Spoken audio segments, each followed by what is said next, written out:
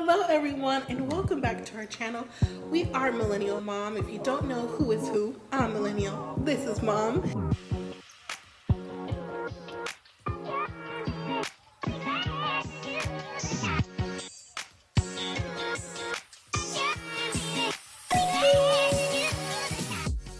Hello everyone and welcome back to our channel. If you're new here, I'm Mom or Kay from Millennial Mom, and today we're going to talk about Ready to Love Season 8 Episode 3, Tommy's Choice. Tommy meets with the men and he tells them again about the blind date and to keep your heart open, keep your mind open, so you might be able to get yourself a new connection, maybe someone other than who you think you're being connected with. So, all right, so he mentions that there's going to be single dates, group dates of 2, and also group dates of 3. And he tells Marvin, listen, don't get no ideas because it's not that type of group date.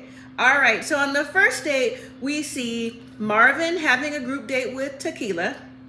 Is it Tequila or Tequila? I'm not sure, but that's who he's having a date with. And in confessional, she said she was disappointed that Habibi went home, but she's going out on this date to lift her spirits and see if she could get a connection with, other men. So once she walked in, Marvin was surprised to see her. She was surprised to see Marvin. And one of the conversations that they had was Tequila said to Marvin that she felt like at the mix and mingle, she felt like he snubbed her from the very beginning. Like the conversation they had, maybe she felt he wasn't as into her as maybe she thought he should be. But see, now I'm starting to notice a small pattern with Tequila, that if she likes you, in my opinion, maybe she thinks that you should have the immediate same feelings. And if you don't, then she feels like maybe you don't want to talk to her, you snubbed her, you don't like her, for whatever reason that it is. That's the feeling and the vibe that she gets.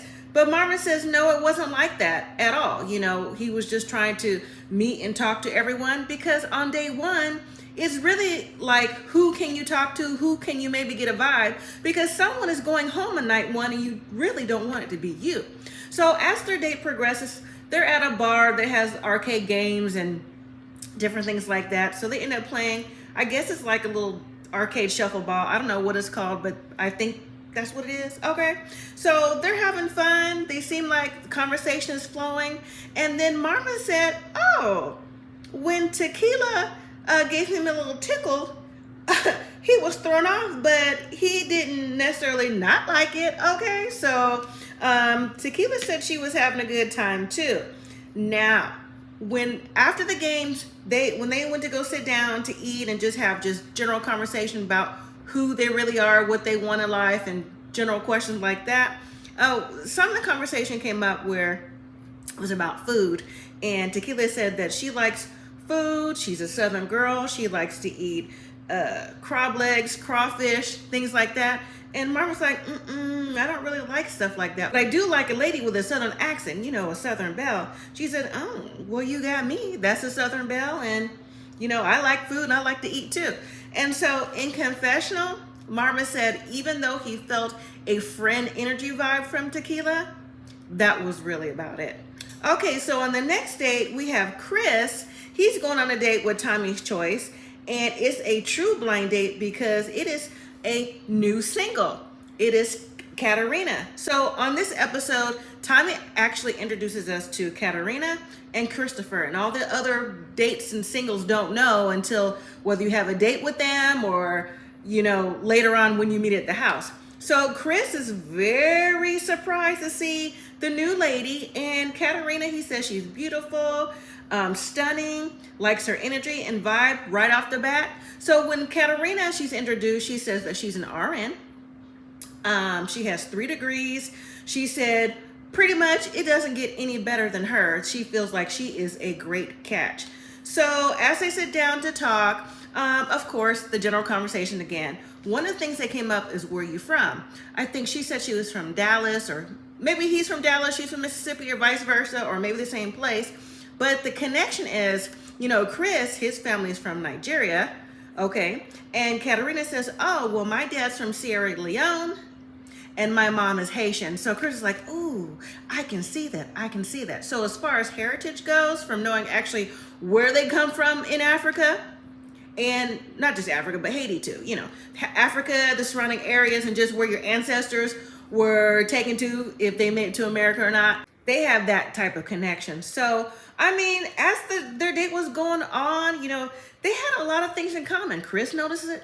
Katarina noticed it, from living a healthy lifestyle, fitness, to liking to eat, to just liking to be adventurous and have a good time and have fun. So it seemed like right off top, based off the things they had in common, the attraction to one another, they seem to have a spark. Because also in confessional, Katarina said, you know, it's kind of like I'm on a first date with a hot guy. I said, okay. So right now, this could be, who knows, this could maybe go a little ways. All right, so moving to Janelle, she's meeting with another Tommy's Choice. The newest blind date for the men, it is Christopher. Now, Janelle is thrown off because, of course, she wasn't expecting to see anybody new, but Christopher comes in, he introduces himself in confessional. He's an entrepreneur. He owns a company with his father and some family members. He said he's ready to love because this is the happiest he's been in his entire life. So now he knows he's ready to love. He also said when he grew up, he wasn't used to having a lot of things, but having his own company. He could see both sides of people who have things and people who do not. So now at this time of his life, he's ready to move to the next level. So Janelle says, what was your first job? Chris said his first job was working for McDonald's. Now, some people say McDonald's and other people say McDonald's. I think it just depends on where you are in the region, how you say it. Janelle said her first job was working for Papa John. So I guess she got a little upper hand when it comes to making this pizza. So the pizza should hopefully turn out good if she still remembers what she's doing. All right, so then the conversation gets into, you know, where they went to school. And you know what? They have a school connection from high school. I mean, okay, they're both Panther alumni. And they're like, what? So small world, they went to the same school. Now, they didn't say what year were they there. So, you know, they're in a similar peer group. So they were probably there at the same time, maybe graduating during the same year. So I wish they would have went into a little bit more detail. And then the conversation also comes up with, have you ever been married? Have you ever been engaged? Christopher says, no, he hasn't been, but Janelle says she's been engaged. So when Christopher asked, so how many times? She was like, you know, Janelle laughed that off and she did not answer. So for the time being, since Christopher is fairly new, this is his first date. He likes Janelle. He's complimenting her hair. He's complimenting her teeth. He says he's a big teeth guy. And he seems like he has the vibe. But for, like I said, for now, it's his first date. So I think that, you know, if Janelle made the right impression, then maybe Christopher will go far on the show. So moving to the next date is Phil. His blind date is Tequila. And he doesn't know. So when Tequila walks in, she has this look of straight disappointment, and Phil's face kind of goes down a little bit too, but not as much as Tequila's. So Tequila jumps right in. She's like, you know what? I'm surprised to see you here, because on the mix and mingle, that seems to come up a lot with Tequila. Okay, the mix and mingle. I guess she still can't get past the fact that she was in the bottom two. So maybe that would kind of like be in the back of your mind, knowing that a lot of the men, or at least the majority, voted you to be in the bottom two. So, but still bringing that into your dates. I mean, if you want to open up your mind instead of just riding for one guy, Habibi, who's no longer here, then that's what you have to do. So, you know, they just also start off with random conversations about cats and dogs, if they like cats, if they like dogs. The mixer conversation comes up again. But before they could get into it, here comes another single. And it turns out to be Sierra. And Sierra, Phil, nor Tequila had a clue that any one of them would be there for the date, and definitely not a threesome date. So it's a little bit awkward, but not awkward to where they're not having real conversation. The person who keeps the conversation going, like keep the party going, okay, it was actually Phil. He's the one asking Sierra, not Tequila. Sierra questions about, so I noticed that you're a stylist, you know, what got you into the business and different things like that. And then he went to ask a question of, do you want to be married and do you want to have kids? Sierra was like, yes. Oh my gosh, yes. Like I want to be married like right away, like as soon as everything goes forward, and when we get married, like right away. I want to have at least 6 kids. Boom, boom, boom, boom, boom. She goes, I'm 33 years old. I want to have as many kids as God will allow, but 6 is my number. So I'm ready to go right now. So then the conversation turns to, I believe it was Tequila started a conversation about social media. Do you post on social media, and why or why not? Phil said that he did not post on social media. He's a private type guy. He'd rather keep his family, his friends, activities, what he's doing off because he just doesn't want the drama that could come with it. And I don't blame him, because social media can, dig you down a rabbit hole really fast if that's if that's not what you're into. And then Tequila and Confessional, and also to Phil and Sierra, was like, well, why not? If you already have you're working, you have your friends, your family, or whatever, you can put as much or as little as you want into the social media, and it can still be private. And in Confessional, Tequila was saying, like, she finds that weird, or, that Phil wouldn't do that, or anyone in general. And I have to say this, a lot of people are starting to pull back off social media because social media could be toxic, because people can get information or find out information about you or whoever that you really don't want them to know, but you put so much information on social media that you pretty much gave them the blueprint of how to get it. All right, so then we move to the first group date. On the group date, we have Red and Herbert. They're on a date with Eris, Lee, and Unique. And they also get the newest single, Christopher. And of course, they're all surprised. Everybody but Christopher. So Eris is the one that notices him first. He says he's got a nice smile, a nice afro. And you know who else notices Christopher? It's Red. And, Christopher's like, Red is like, where you from? And just, again, the general conversations. But it's the way that Red has the conversation. And Christopher notices, like, in Confessional, he goes, yeah, we both seem to be alphas. And if you got to read between the lines, it's almost like Red is saying, like, you're the new dog, you're the new pup here, stand to the side, let us direct and lead you kind of thing. So they're on a group date of, looks like they're playing flag football. After the activity, Christopher sits down to talk to Aries. Herbert sits down to talk with Lee. And then, is that right? Oh, wait, Red sits down to talk with Aries. Herbert sits down and talk with Lee, and Christopher, I think he also does he talk to Unique? Anyways, he talks to Unique, okay? So during the conversations, Red says, I want to get to know you more and, know more about you. He said, I also heard that you are a very direct person. So let me ask you a direct question. Do you think I'm attractive? Okay, then it cuts to Herbert talking to Lee, and their conversation is flowing, but in Confessional, Herbert says that even though he feels Lee is very selective, yeah, she has a lot of things to work on before she can move forward. All right, on the second group date, we have Marvin, Phil, and Marie. And for the ladies, it's Jessica, Kiera, and the newest single again, Katarina. And of course, no one knows Katarina is coming. So as all the ladies are sitting at the table, Katarina walks in last, like, hey, how's everybody doing? I'm Tommy's choice. And the men are like, hey, okay, like a new lady. All right, let's see who she is. The ladies, they said hello, but the one who said hello the least is Kiera. And Katarina noticed that because in Confessional, Katarina's like, you know what? When I came to the table, it was more like, a boys club, or, just a club where maybe I'm not wanted. And it's kind of like, oh, hey, girl. Like, hey, girl, hey. Like, what are you doing here, girl? Hey. But sit down, girl, hey. I said, It did come across like that. And I was really surprised, to be honest, especially with that group of ladies. But they're just sitting at the bar just talking. They don't do any activities, but what they do is they break up in groups.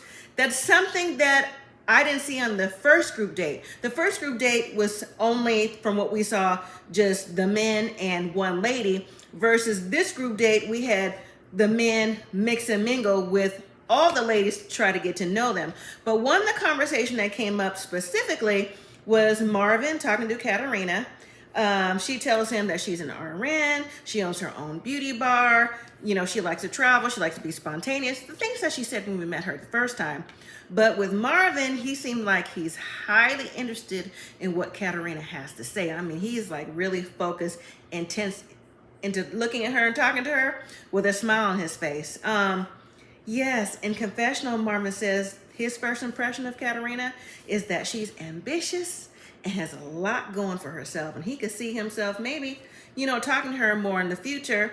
And then when we see the other men do their round robin of talking to each other, the conversations are wide ranging, but one of the conversations after the dates in general, they came out real haterish, was again one from Kiera. She says she's not feeling that Katarina showed up at the last minute, especially tonight, because in the evening, one of the men had to send one of the ladies home. So that goes to show, in my opinion, that maybe Kiera isn't as confident in herself even before Katarina came to the Ready to Love house. Maybe she didn't feel like she was having a connection, and then she sees someone who maybe in her eyes is, a taller, more whatever, as competition to Kiera. And that comment right there was like, girl, already? It's only week 3. How are we already being catty, with one another? I mean, is that what it's given to you all too? Like the cattiness has already started? We saw with week 1, but week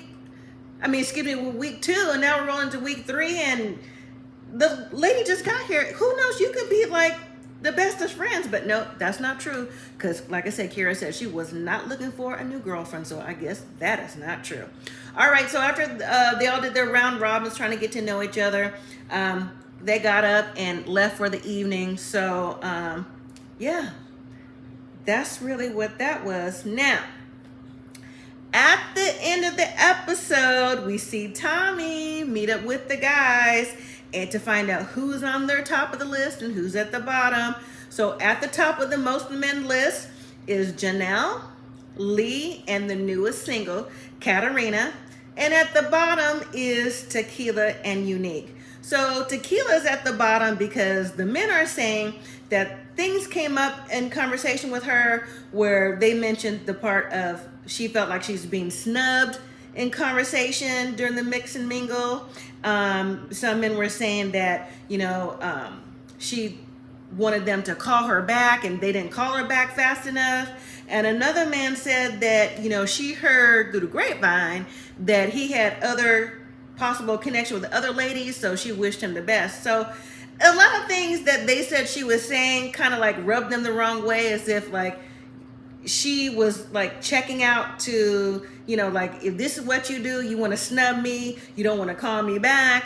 I heard the grapevine, then they was like, okay, cool, then, don't worry about it. And then for Unique, she's at the bottom because the men saying there's no real conversation, no real connection. They said that even though she's on this journey to find love, they feel like because she was hurt in the past, that it's affecting her future. So as the men go out on the dates to talk to Tequila and Unique, just to see where their minds are at, to see if they, are still here in the process, still willing to fight for love, still willing to fight to stay in the house. Well, it turns out that the lady that is going home is Tequila. And Tequila said she's okay with this. She said even though she had dates with other people during the group setting, she said that she feels like she's been misunderstood in this journey and came to the Ready Love house to go through the process of finding love, but feels like her efforts have gone to waste. And in my opinion, it's when Habibi went home, because last week when he did get voted out, when she was upset and everything, she said, if he gets voted out and go home, just send me home too in the next elimination. So sometimes, your karma could come around real fast and you got sent home. So that was the end of the episode. Now next week, we're gonna see the ladies have power to send the men home. And Tommy has the singles out on an adventure, like doing a hoedown with cowboy boots and cowboy hats. And then we see clips of Janelle who says that Herbert and Quentin are her top connections. And while Janelle is hanging out with Herbert, we see Quentin walking past talking about, oh, hey, you want to go skinny dipping? And then we see Red and Unique. They're talking about the same conversation they had week 1 about, that thought job. And Red said he's got the best name in the city, is well known. If you know Red, you know about me. And my name rings bells in these streets. And Unique is like, you know what? It sounds like, you're being a little materialistic when it comes to you. Also, we have Marvin talk with Lee saying that he has a fetish. He said that he thinks different and his lifestyle is different. And if that makes him go home, so be it. Now, do you think Marvin is going to get voted out because of his erotic lifestyle? And maybe because the ladies, might be a little bit too much for the ladies right now. But is Marvin also being honest in what he likes and what he don't like when it comes to pleasing his date, or his significant other? All right, everyone. Thank you so much for watching. That was the end of the episode. Don't forget to leave your comments, subscribe, like the video. And until next time, everyone, live simply, be grateful.